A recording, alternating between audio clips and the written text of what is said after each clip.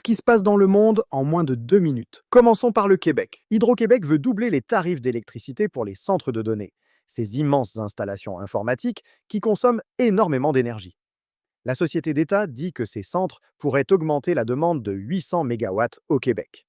Pour vous, ça veut dire qu'Hydro veut prioriser l'électricité pour les maisons et les entreprises traditionnelles plutôt que pour ces géants technologiques.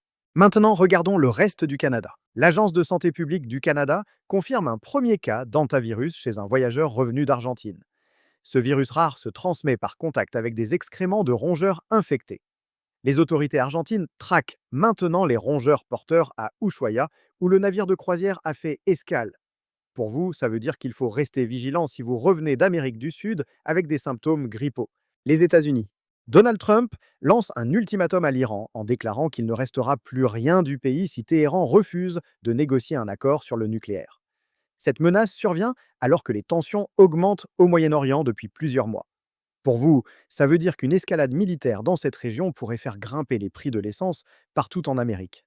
La France. Le chanteur Patrick Bruel brise le silence après plusieurs plaintes pour viol déposées contre lui en France.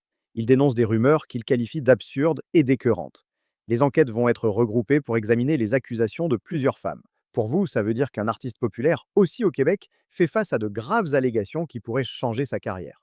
Un peu plus loin dans le monde, un séisme de magnitude 5,2 a frappé le sud de la Chine, faisant 2 morts et forçant l'évacuation de 7000 personnes. 13 bâtiments se sont effondrés dans la province du Yunnan, près de la frontière birmane. Les secours continuent de fouiller les décombres. Pour vous, ça veut dire que la ceinture sismique asiatique reste très active et dangereuse pour les populations locales. Et voilà, c'était les nouvelles du jour. On se retrouve demain pour ne rien manquer.